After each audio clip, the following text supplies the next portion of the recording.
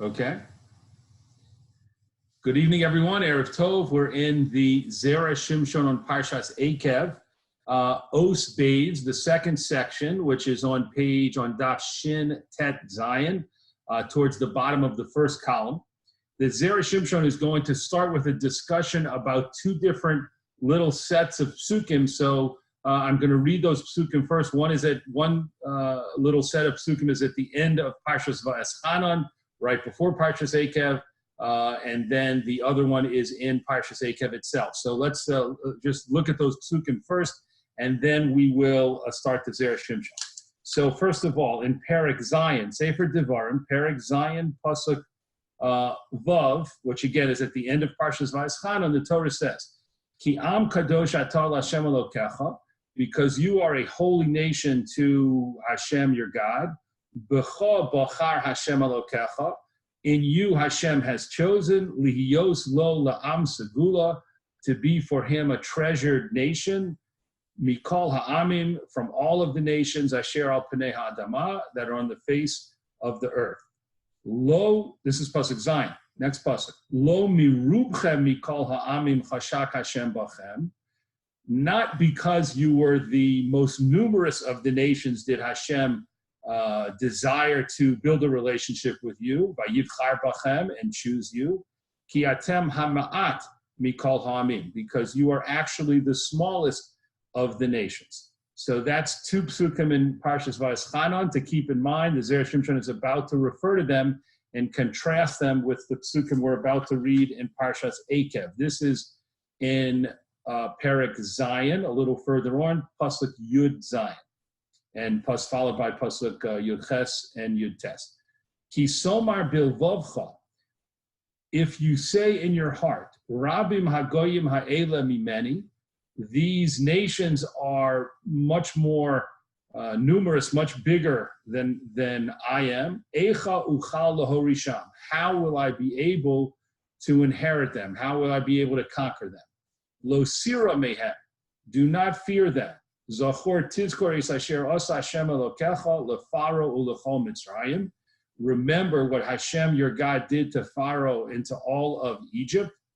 Hamasos hagedolos asher ro'u einecha, the great miracles that your eyes saw, ve'ha'osos ve'hamotsim, and the signs and the wonders, ve'hayad ha'chazaka ve'hazroa ha'netuya, and the strong hand and the outstretched arm, asher hotziacha Hashem Elokecha, that Hashem, with which Hashem took you out, Kain ya'aseh Hashem Elokecha, so Hashem will do, l'chol ha'amim asher ata yorei mipnehem, to all of the nations that you are fearful, that you are afraid of. So remember what Hashem did to Mitzrayim, the great and powerful nation of Egypt, and that's the same thing Hashem is going to do to these other nations when you enter Eretz Yisrael that you're afraid of and you think they're too numerous and too powerful. Hashem's going to deal with them the same way that he dealt with Mitzrayim, so you should not be afraid of them. So now we'll see what the Zera Shimshon has to say about these psukim.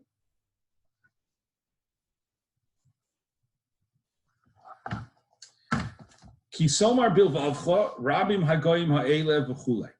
When you say in your heart, if you say in your heart that these nations are too powerful and too numerous, Zera Shimshon says, kosher, this is difficult.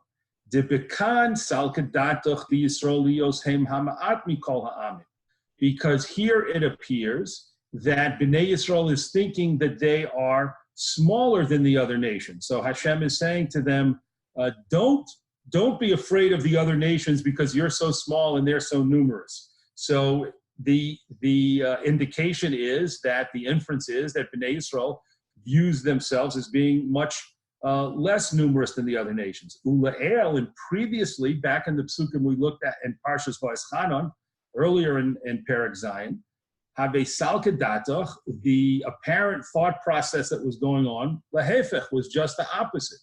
The itzterich kro lemeimar, because the Torah needed to say, lo mirubchem mikol ha'amim.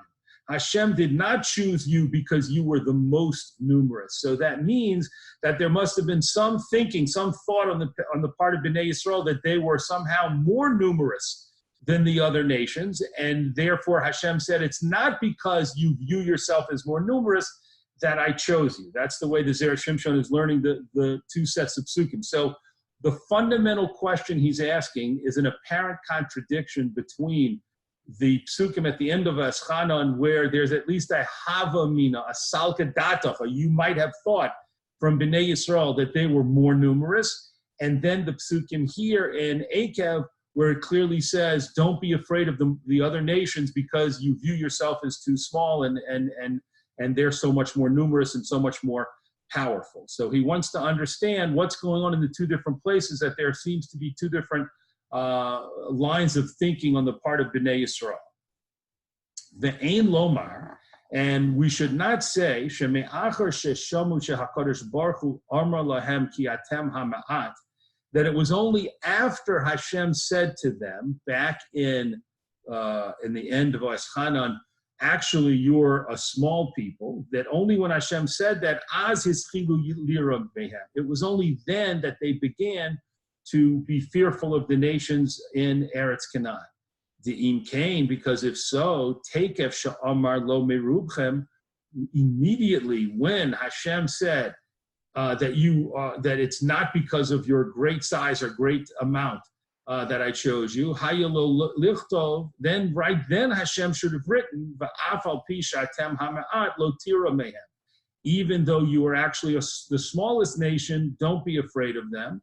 Zachor tizkor, remember what I did to the nation of Egypt. But Hashem did not say that back in V'eschanan. Hashem saved those psukim about remember what I did to Egypt, and I'm going to do the same thing to the nations of Canaan, and so you shouldn't be afraid of them. Hashem saved that to Parshas Akev, to the psukim, to the second set of psukim. The Ode, and more so, Mahu haloshon kisomar bilvavcha, lama dafka bilvavcha. Also, another question is, why does it say when you say in your heart that these other nations are more numerous? Why specifically in your heart? What's the significance? What's the meaning of saying when you say this in your heart?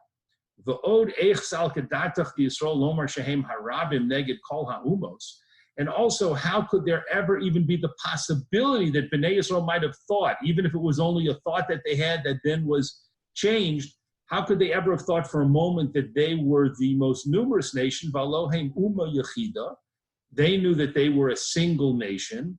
V'ha'umos shivim, and the nations of the world are 70 nations of the world. So it should have been obvious right from the start, without any demographic studies or population census, doing a population census, that Bnei Yisrael should be taken for granted and know obviously that they are much smaller than the 70 nations of the world. So the Zera Shimshon has his fundamental question about how come at the end of Parshas V'eschanan, Bnei Yisrael seems to think, or possibly think, that they are a majority, they are stronger, they're more powerful, they're more numerous. And then in Parshas Akev, we talk about Bnei Yisrael viewing themselves as too small and being fearful of the powerful nations that they're going to face in Canaan. That's his main first primary question. And then he has 2 or 3 follow-up questions here that we'll see them dealt with as we go through the text. But before he gets to what he really wants to say, he's going to suggest a possible answer that he's really not happy with. We're in the second paragraph in the second column.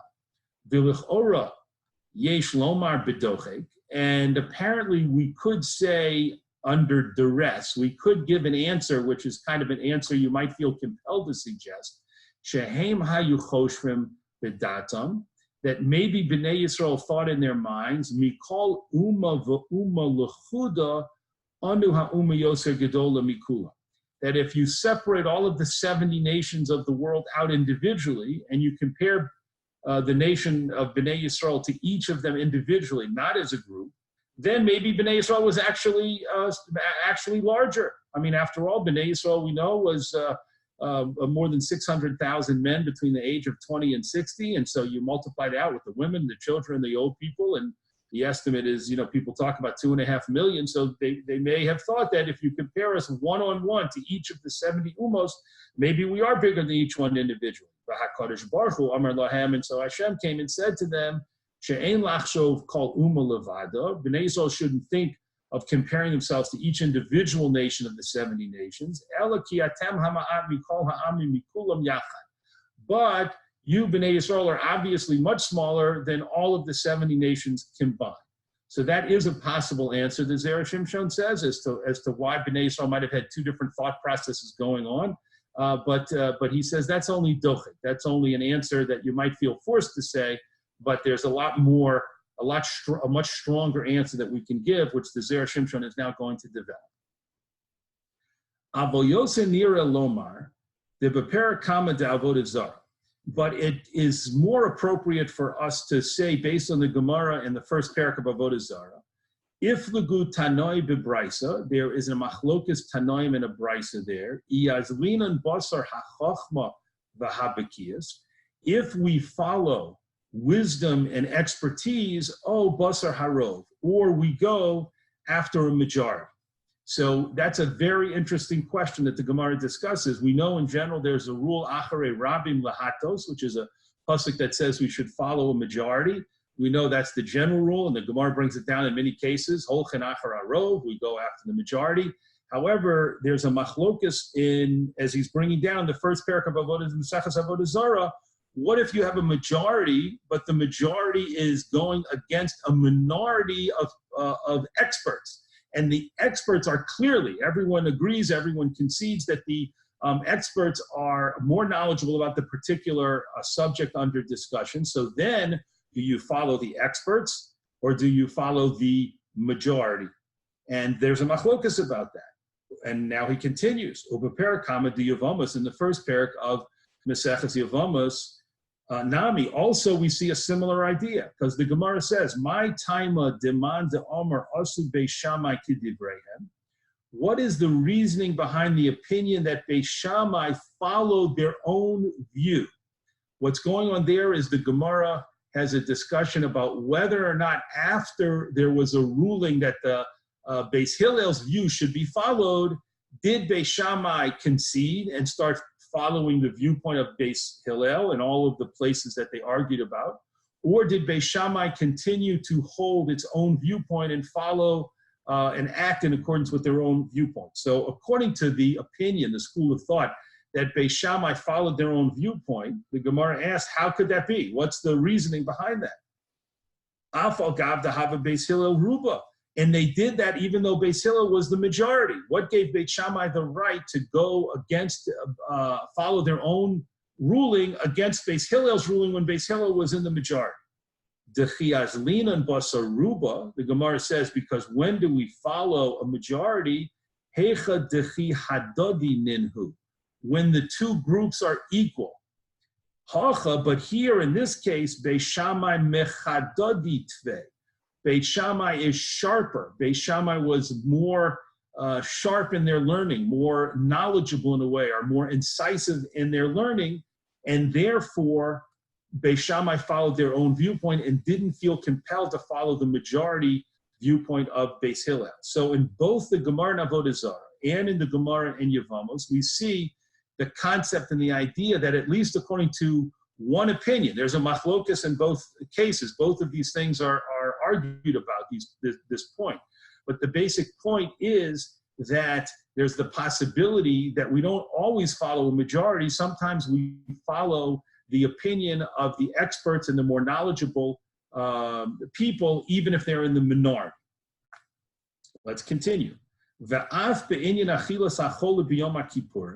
And even when it comes down to a very practical halachic matter that's discussed, as we'll see in a moment in the Torah and in the Shulchan Aruch, about a sick person, whether or not that person should be allowed to eat on Yom Kippur.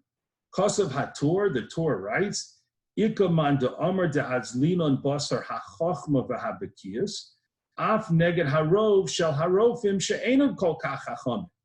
There is an opinion that we should follow the Rofim, the doctors who are specialists in this area and the illness that the person has, as opposed to the majority of doctors who say, who are not as specific experts in this area. So there's one opinion that says that. If you look in the Meforshim on the Torah, you'll see that's the Shitas Haran, and it goes against the Shitas Haramban and other Rishonim. But the point that the Zera Shimshon's making is we see in two different Gemaras this idea of following the expert opinion and the more knowledgeable opinion, even when there's a majority against it. And we see that that's even brought down in one opinion in the Torah, La Halacha, regarding a person who we're not sure if they should be allowed to eat on Yom Kippur or not. If there are experts who say they should be allowed to eat, and there are, as a majority of doctors who say they're really not that ill, they don't need to eat, they're not in any danger, we can follow the experts in that case, or, by the way, vice versa, not just in that case, but however it goes, you can follow the experts according to this one opinion as opposed to the majority. So that's a point he wants, that's his building block. Let's continue. Bottom of the second column of page Shin Tet Zayin. Vizu hayus asvaras Yisrael. And this was the thinking of Bnei Yisrael. This was the rationale of Bnei Yisrael. Sha'af al pi sha'umos heim harov. Even though it was clear to the Jewish people that the nations of the world were much more numerous, im kol zeh, with all of that being obvious, oso harov eino nechshav l'klum. They thought that the majority, that fact of them being so much more numerous was not significant at all. The Adarabba, and just the opposite, Yisrael nikra'u harov. The Jewish people should be considered the one in the majority. Ho'il shehem yoser chacham, because they are have more wisdom, they are more knowledgeable, they're more wise, mehem, than in comparison to the nations of the world. Kedichsiv, as it's written in Devarim Perek Dalet Pasuk Vav, ki hu chachmaschem uvinaschem le'enei ha'amim, because this is the wisdom and the understanding that you will have in the eyes of the nations, b'chuli, etc. Rak am chacham v'navon hagoy hagodol hazeh. To the extent that the nations of the world themselves will admit the Jewish people are an am chacham v'navon, they are a wise and understanding nation, hagoy hagodol hazeh, this great nation. So the Zera Shimshon explains that Bnei Yisrael's reasoning was not that they actually thought somehow they were more numerous, but rather they thought, based on the opinions, with the same line in reasoning, based on the opinions that we saw in the two Gemaras and in the one Mandamar in the Torah, that when you have a majority against people with a higher level of knowledge, then you can follow the higher people. You should follow the people with the higher level of expertise and knowledge. So Bnei Yisrael said, we have the higher level of knowledge and expertise when it comes to what's important in the world, when it comes to Hashem, when it comes to the mitzvahs, when it comes to what's the reason that the entire universe was created.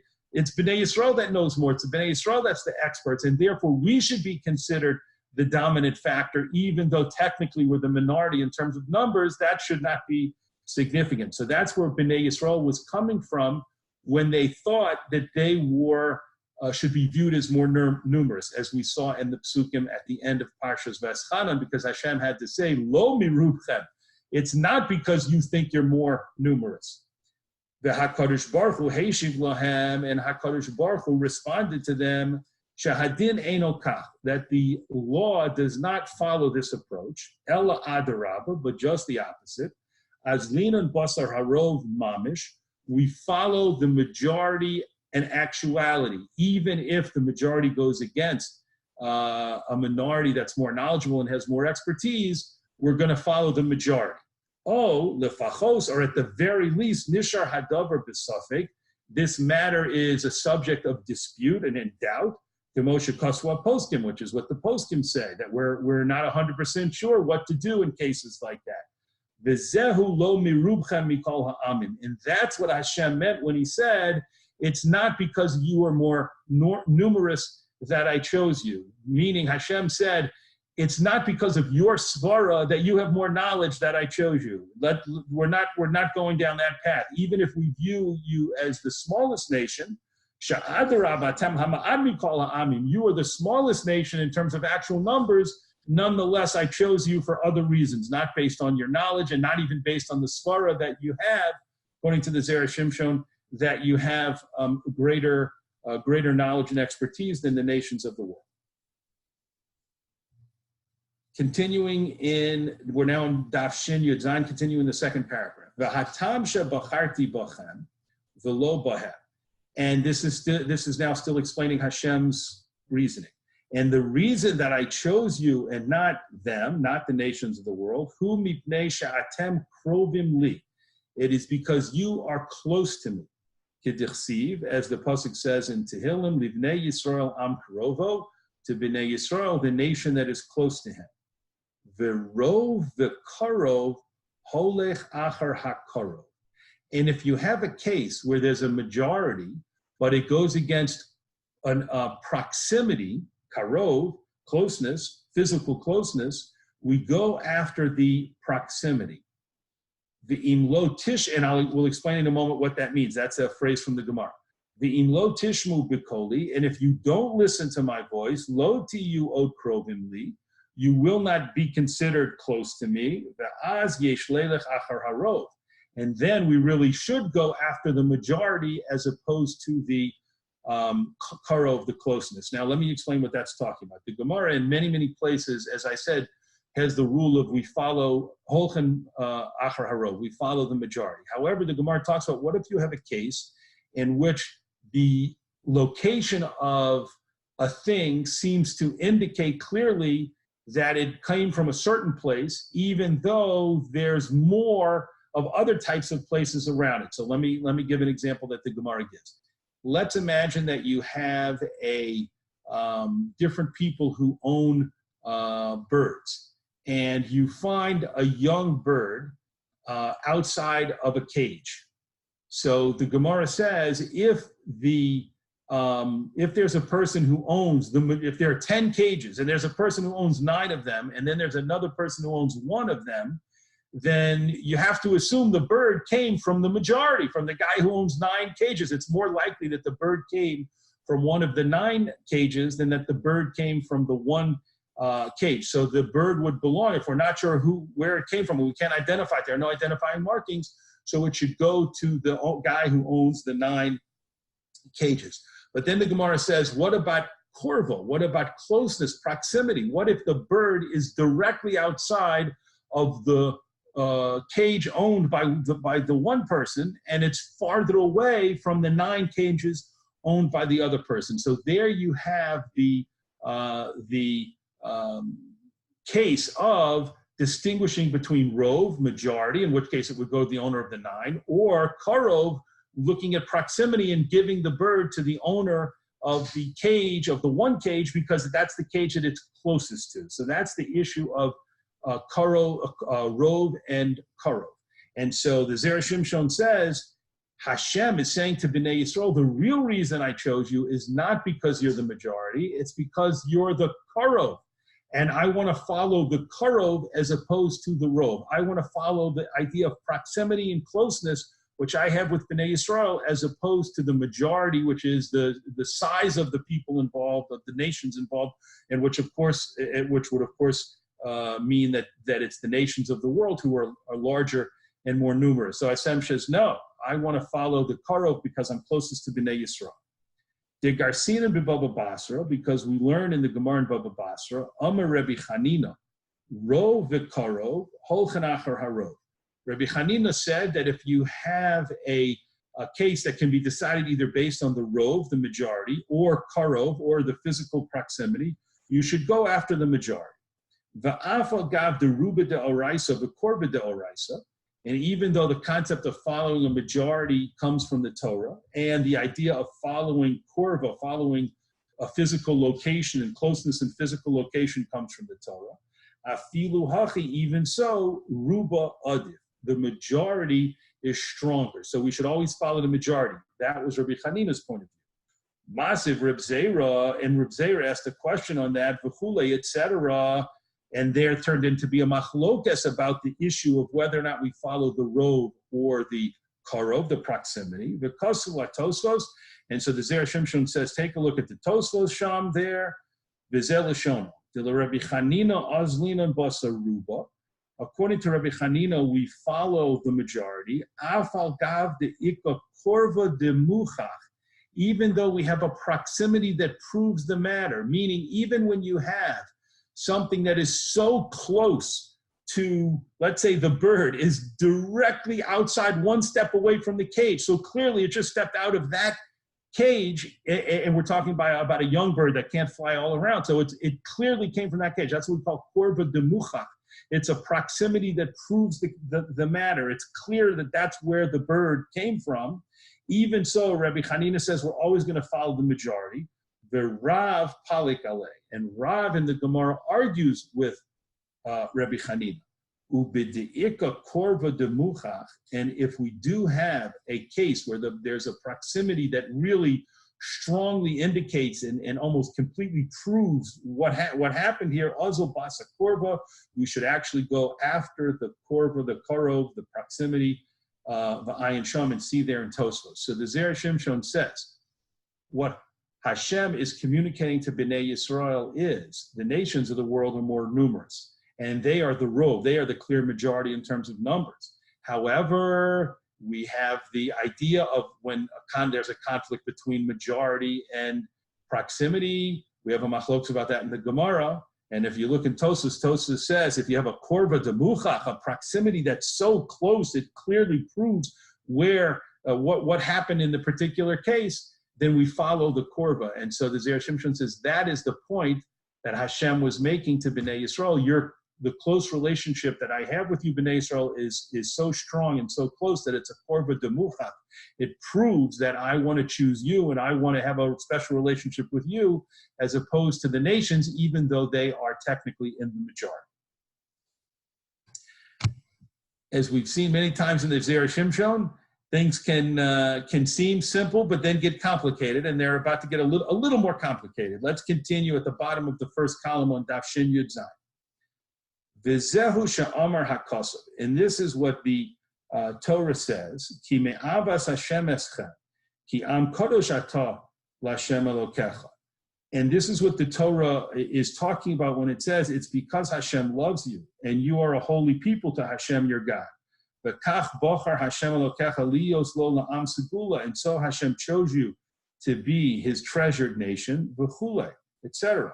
Klomar, this means to say, Lefisha atem krovim li. It is because you are so close to me. Bishvil zeh, because of this. V'ahevcha uverachecha v'herbecha barachti amikalam. Because of this, I have loved you and blessed you and multiplied you, and blessed you should be from all of the nations. So that's what the Torah is referring to when Hashem says, "You're Am Kadosh, you're a holy nation. You're my Am Segula, you're my special treasured nation." The Zera Shimshon says, when you hear those terms, when you read those psukim, you should realize what Hashem is talking about is justifying why He doesn't follow the majority and want to build a relationship with the nations of the world who are more numerous. He is not holchen achar harov. He's not going to follow the principle of go after the majority. Why? Because he has a special karvus, a special a closeness, a korva with Bnei Yisrael, and that's why, and they have a special closeness with him, and that's why he's choosing Bnei Yisrael. Aval, av zeh hu delo kehilchasa. However, this is actually not what the halacha concludes. The hakaimalon, because we actually paskin la halacha, rov v'korov holoch achar harov. If you have a case of a majority and a case of where there's a proximity, you follow the majority, afilu bekorva demuchach.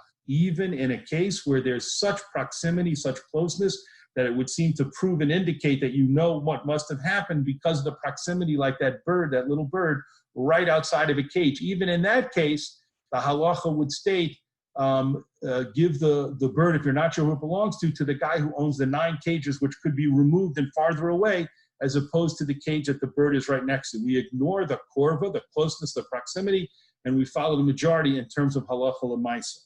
V'ayin b'Shulchan Aruch, and you can see this in the Shulchan Aruch, in Yoreh De'ah, v'im kein hayelo leilech achar harov shehem ha'umos. And therefore Hashem really, according to this reasoning, according to halacha l'maisa, should have wanted to build and chosen to build a special relationship with the nations of the world, because they are clearly in the majority, and we follow the majority even over a korva demuchach, even over tremendous closeness and proximity. That's what we do halacha l'maisa. Just to just explain the source that's being quoted in Shulchan Aruch, the case there has to do with a barrel of wine, and it's in Yoreh De'ah in the section of Hilchas Yayin Nesech, wine that is could be used by non-Jews for idolatry purposes, and how wine that may have been used, if we have any possibility that it was used that way, it's asr b'hana. It's forbidden to drink or to get any benefit from or to use in any way. So the Shulchan Aruch brings down a case in which a barrel of wine that has been swept away, there's been a flood, and lots of things have been swept away, and a barrel of wine has been swept away from wherever it started, whosever home it may have started with, and now it has come to rest, or it's been found right in front of a Jewish person's home, directly in front of a Jewish person's home.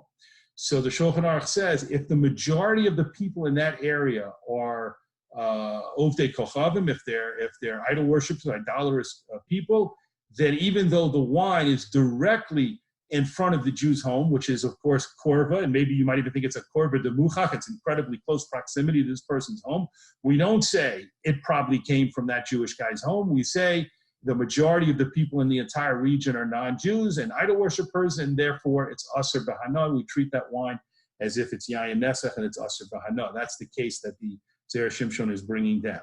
So the bottom line is we see that the halacha lemaisa follows rov and doesn't follow korva, doesn't follow proximity, and therefore how come Hashem chose the Jewish people? V'lachein Amar HaKosav. And therefore, now that we understand all that, now we can understand the psukim in our parsha of Parshas Eikev. And that is why the Torah says, Pentomar bilvavcha, lest you say in your heart. What is the heart? Remember, one of the Zera Shimshon's questions in the beginning was, what does the heart have to do with anything?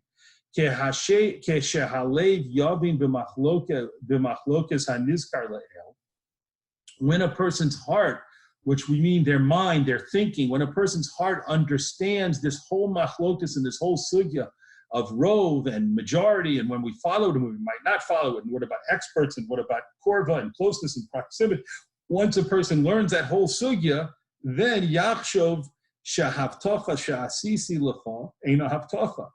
Then you, B'nai Yisrael, might think, once you've really had a chance to consider this question of from all the angles, you might think the promise that I made to you to have a special relationship with you is not a real promise. Because you're going to think that Hashem, am going to have to go after the majority. That's a rule of halacha. Hashem has to follow halacha in this, the way he conducts himself in this world. You might think that therefore I have to follow the majority. And because of that, you'll be afraid of the nations of the world because they're more numerous. They're the majority. Because they're the majority. Lo tira mehem. Do not be afraid of them. Delav mitam korva demuchach lechuda asisi haftachti lachem. Because it is not only because of that reason of closeness that I made my promises to you, ela mitama achrina, but from an entirely different reason as well. Zachor tizkor, and that's where the next pasuk that we read, the pasuk that follows on the pasuk about don't be afraid. Remember very well, v'chulei hamasos hagedolos, the great miracles that I did for you in Egypt. The Isa Sham, that it states over there regarding that case of the wine that we talked about. If the Jews in this area, we're going back, he's referring back to that case in Shulchan Aruch about the barrel of wine. If the Jews in this area have their own neighborhood, and there's no pathway from the non-Jewish neighborhoods that cuts through this Jewish area, then we go not after the majority of the people in the entire region, but rather only after the majority of the people in this neighborhood. And in this neighborhood, it's a Jewish neighborhood where almost everyone is Jewish. The kaslu hataz v'hashach, and the shach and the taz right. The afal gav the rov v'korov holchen achar rov afilu v'korva demuchach. Even though in general, if we have a contradiction between what the majority tells us and what the proximity would tell us, we follow the majority. Shiny hacha, it's different in this case. Shahamuad hu muvdal bifnei atzmo ad kan lishona. It's different when the minority is set off by itself away from the majority, and therefore it's highly unlikely that anything from the majority, which is outside of the place where the minority is living by itself, it's highly unlikely that anything would come from them. For example, a barrel of wine, and come into this area where the Jews are. It wouldn't be left there. There would be no passerbys. There would be no non-Jews in this area at all. So in all likelihood, the barrel of wine came from a Jewish person. So the Zera Shimshon is saying we need to know one more halacha to really understand what's going on in this conversation. And that halacha is, as brought down in the Shulchan Aruch, that we'll always follow the majority, except if the minority has its own section that is completely set aside and moved on and separated from the majority. Then we don't assume in a case like that if we find something in the minority area, it must have come from the majority, from even though they're far away. In a case like that, we say it's highly unlikely that something from the majority people, in this case non-Jews, would have come into the Jewish neighborhood, the Jewish shechuna, where there are no non-Jews, and it's a completely Jewish neighborhood, or at least it's a vast majority of Jews in the neighborhood. So therefore, we can assume in that case that the barrel of wine came from a Jewish person's home. Let's see what he does with that. V'hachinami, and here also in our psukim, lo tira mehem, don't be afraid of them. Zachor tizkor es asher asa, because you should remember what Hashem did for you. Lefaro, to Paro, and to Mitzrayim, Hamasos, Hagadolos, the great miracles. Dahainu kishehizchel HaKadosh Baruch Hu livchor bachem. Remember that when Hashem first chose you, Hayisalachem shechuna bifnei atzma. You had your own neighborhood, meaning in Mitzrayim. V'hayisem muvdalim min hamitzriyim, and you were separated from the Egyptians. V'zehu ikar hapela v'hanes shel hamakos. And this was one of the most amazing and miraculous things about the plagues. Shebamakom b'nei Yisrael lo ba'u sham, that where the Jewish people lived, the plagues did not come. Kedichsiv, as it's written, Rak be'eretz Goshen asher sham b'nei Yisrael lo haya barad. Only in Eretz Goshen, where b'nei Yisrael lived exclusively, the hail did not come. V'hiflesi bayom ahu as Eretz Goshen, and I separated in a wondrous way the land of Goshen, V'chule, etc. Hashem says, and I made part of the miracle, besides for the actual makkah of hail falling with fire mixed inside of it, besides for that incredible miracle itself, was the fact that it fell everywhere, but it stopped when it got to the borders of where the Jewish people lived, because they had their own neighborhood. They lived separately and independently. And therefore, before it writes lo mirubchem, before the pasuk about you are not the most numerous, Amar Kra, the pasuk said, Ki am kadosh ata, you are a holy nation. The mashma, which implies muvdal bifnei atzmo. The word kadosh doesn't just mean holy, it implies separate, separated. You are separated off to yourself.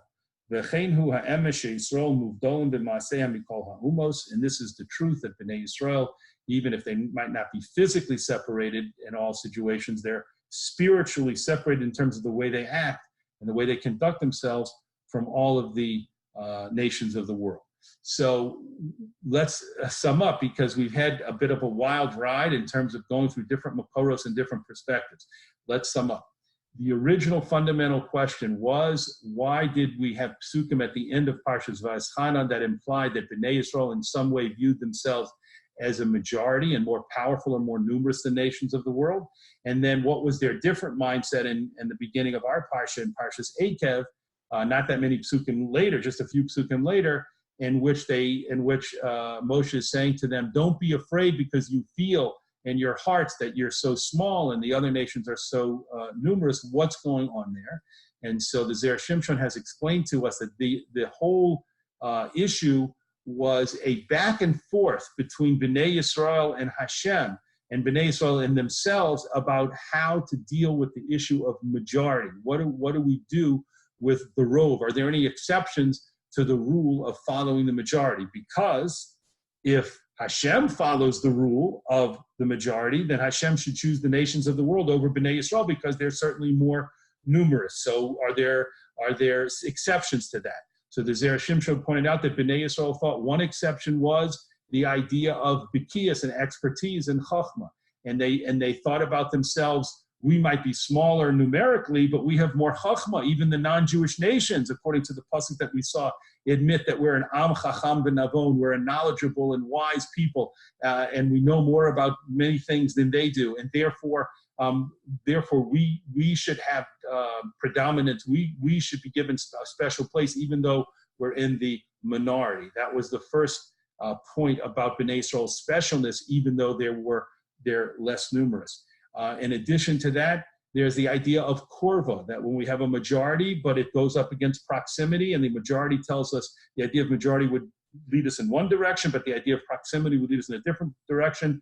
There was a Tosfos and other poskim, other Rishonim who say follow the korva, follow the proximity. If it's a korba demuchach, if it's a really strong proximity, and Hashem has a very strong closeness and close relationship with Bnei Yisrael. So that's another reason why Bnei Yisrael has a right to think and to say and to assert that Hashem is choosing them as opposed to the nations of the world. However, in the end, as Zera Shimshon says, none of this, if that's all, the best case Bnei Yisrael can make, then it wouldn't avail them, because the halacha lamaisa is that we follow the rove, we follow the majority, even if it goes against a korban demuchach.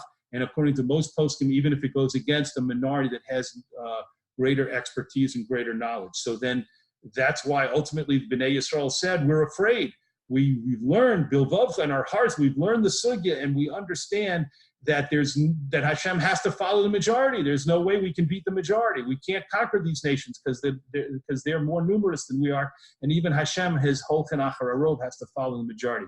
So in the very end, Hashem says to them, but there's one thing you forgot, and that is that you have always lived as a separate people. And that's why Hashem brought in the Nisim and the Makos that were done in Mitzrayim. Hashem says, Zachor Tizkor.